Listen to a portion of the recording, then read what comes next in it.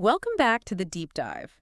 Ready to get those entrepreneurial hard hats strapped on? Always up for a deep dive, especially when it involves getting down to the nitty-gritty of what it really takes to make it as an entrepreneur. And that's what we're doing today, ditching the highlight reels and digging into the trenches. Because let's face it, behind every overnight success story, yeah, there's a whole lot of behind the scenes that doesn't quite make it to Instagram. Right, like those late-night panic spirals, the pivot or perish moments, those times you stare at your bank account like it's speaking a foreign language. It's all part of the journey. And thankfully, to guide us through this jumble of challenges, we've got some seasoned explorers, entrepreneurs who've been there, done that, and have the metaphorical scars to prove it. Battle scars, they build character. But seriously, their stories are gold for anyone brave enough to walk this path, right? Absolutely. So let's jump right in with a topic that makes even the most seasoned entrepreneur squirm a bit: failure. Ah, yes, that old friend. And our first story comes from Mark. Super talented guy, poured his heart and soul into building a product he was sure was a game changer. Don't leave us hanging. Well, the market had other plans. Turns out, market research is a teeny bit more than just asking your mom if she likes the logo. Ouch, yeah. It's amazing how often this happens, though. So many entrepreneurs, especially in the early stages, fall into this trap of thinking their idea is so brilliant it speaks for itself. It's easy to get blinded by your own passion, right? Ah, But you've got to take off those rose-colored glasses at some point. exactly. Passion is crucial, don't get me wrong, but without that solid foundation of market research, it's like building a house on sand. So when we talk about failing forward, what does that actually look like in practice? Well, Mark's story is the perfect example. Yeah. Instead of just assuming his product was a slam dunk, he should have invested time in really understanding his target audience. Deeper than just surface-level demographics, right? We're talking about getting inside their heads. 100%. What are their pain points? What solutions are they craving? What are their biggest fears when it comes to this problem you're trying to solve? It's about becoming a detective of desire. So much better to uncover those insights before you build, right? Right. Tools like in-depth customer interviews, competitive analysis, even just testing the waters with a minimum viable product, those can be game changers. So much better to course correct early on than to pour your heart and soul into something nobody wants. Exactly. Okay, so you've got a product that solves a real problem for a hungry market. But even then, There's always another entrepreneurial Everest looming. right, and this one's all about the green stuff finances. The lifeblood of any business.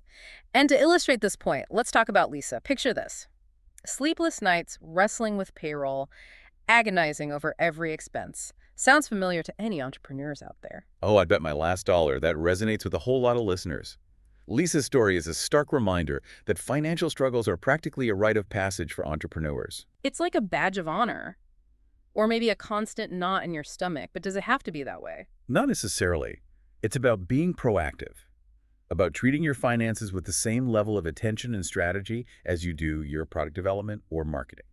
So what's the secret sauce? Give us those financial life hacks. It starts with really understanding your numbers. I'm talking meticulous budgeting, realistic forecasting, and knowing your burn rate like the back of your hand. Burn rate. For those of us who don't speak fluent startup, could you break that down? Sure, your burn rate is essentially how much money you're chewing through each month to keep the lights on and the business running. Makes sense. So knowing that magic number helps you make tough decisions, right? Like when to hit up those investors, when to maybe cut back on those fancy lattes. Exactly. Sometimes you have to make strategic sacrifices in the short term to build a sustainable business for the long haul. It's about playing the long game. Delayed gratification, the entrepreneur's motto. Pretty much. All right, so you've tackled the financial beast. Learn from those inevitable early missteps. Feeling good, don't get too comfy. Because the entrepreneurial jungle never sleeps, does it? Nope. Just when you think you found your groove, a new challenge emerges. Competition. And for a masterclass in navigating that particular jungle gym, we turn to David's story. Ooh, this was a nail-biter. I'm ready. Hit me with it. So David's built this fantastic product, things are humming along beautifully, and then bam, a new competitor bursts onto the scene. Same offering, but half the price. Ouch. Talk about a wake-up call. Right.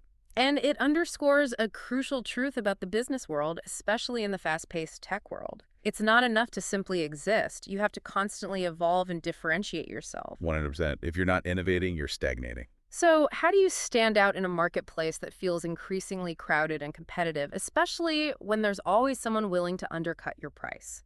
This is where a deep understanding of your unique value proposition comes into play. What makes you truly stand out from the crowd? Yeah, what's your entrepreneurial superpower? Exactly. Maybe it's exceptional customer service, maybe a unique feature set, or perhaps it's a deep commitment to sustainability or social impact that really resonates with your audience. It's about identifying those core values and then shouting them from the rooftops. Right, exactly. It's about knowing your strengths inside and out, understanding your target market's needs better than your competitors do, and consistently over-delivering on your promises. Become indispensable, not just another face in the crowd. Right. But here's the thing. Even with the most innovative product and a killer marketing strategy, there's another crucial factor that often gets overlooked. The human factor. Mm, We're talking mental and emotional well-being. Because let's be honest, entrepreneurship can be a roller coaster ride. to put it mildly. Yeah. And if you're not careful, it can lead to burnout. Mm. And that's where Jenna's story comes in. This woman was a machine, dedicated, laser-focused, completely poured into her business. The entrepreneurial dream. On the surface, it seemed that way. But Jenna ended up hitting a wall hard. Burnout is real, folks, and it doesn't discriminate. It can sneak up on even the most driven among us. And Jenna's story is a powerful reminder that you can't pour from an empty cup. Amen to that. And yet, how many of us are guilty of neglecting our own well-being in the name of chasing our dreams? It's a constant juggling act, right? So how do we find that balance, that sweet spot where we're pursuing our goals without sacrificing our sanity? It's that whole self-care thing, isn't it? Easy to say, harder to actually implement when you're in the trenches. It's so true. But here's the thing. Self-care for entrepreneurs. It's not just about bubble baths and meditation apps, although those can be lovely. It's about recognizing that you, the entrepreneur, you are the business's most valuable asset. Okay, I like the sound of that. Treating yourself like a prized investment. So how do we practically do that? Because let's be real, take a break is often met with an eye roll when you're knee-deep in launching a business. I hear you. It's about shifting your mindset, seeing self-care not as an indulgence, but as a non-negotiable part of your success strategy. So what, like scheduling me time in between pitch meetings and product launches? Exactly. Block it off in your calendar. Even if it's just 15 minutes to start, a walk without your phone, 5 minutes of deep breathing. Finding those little pockets of peace amidst the chaos. Yes, and experimenting. What refuels you?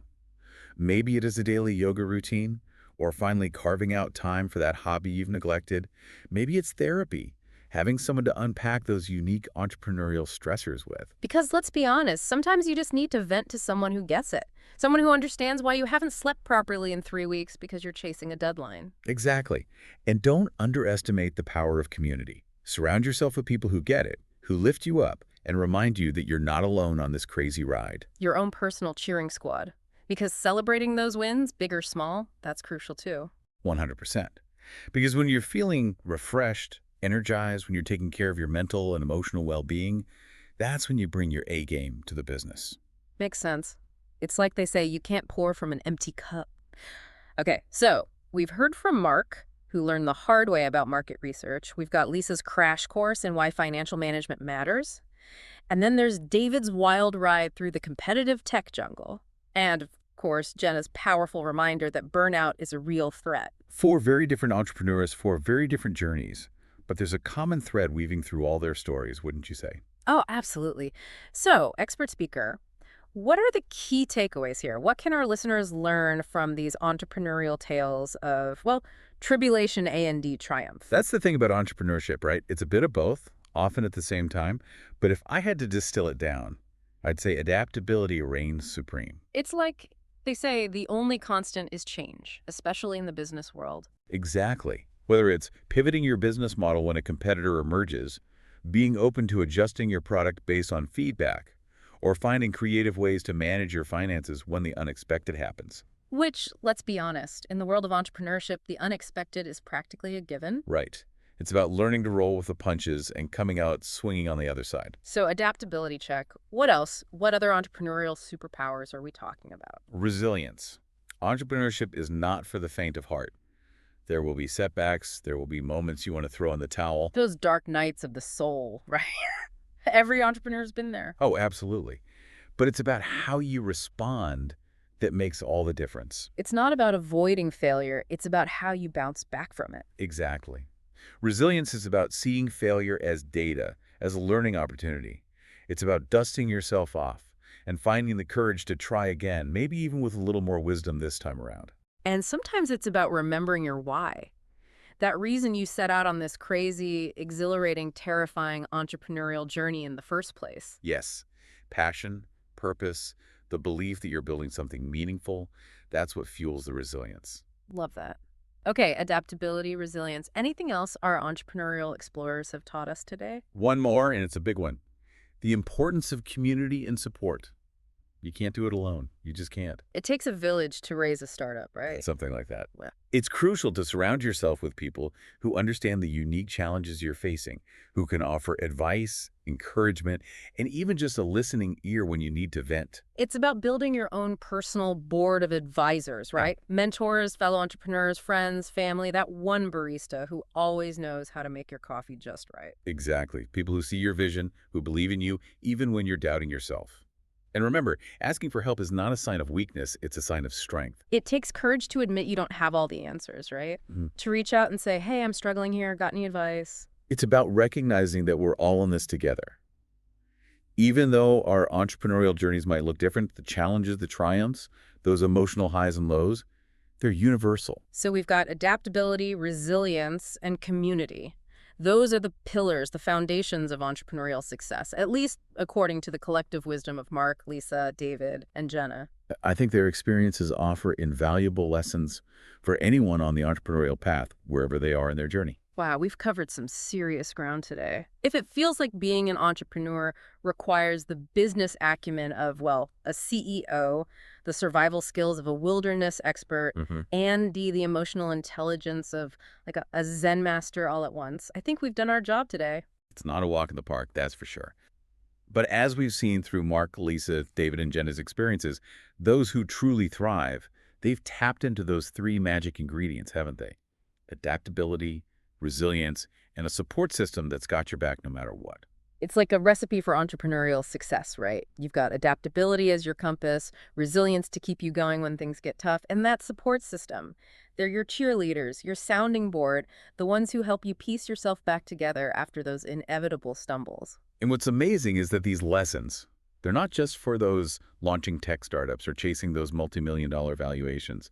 This stuff, this applies to anyone with that fire in their belly, that drive to create, to build, to make a difference. It's an entrepreneurial spirit, whether you're running a side hustle while juggling a day job, leading a team within a large organization, or even just trying to navigate the ups and downs of, well, life itself. Exactly. It's a mindset, way of approaching challenges head on with creativity and that unshakable belief that there's always a solution, even when it's not immediately apparent. So, as we emerge from this deep dive, what's one final nugget of wisdom you'd leave our listeners with today?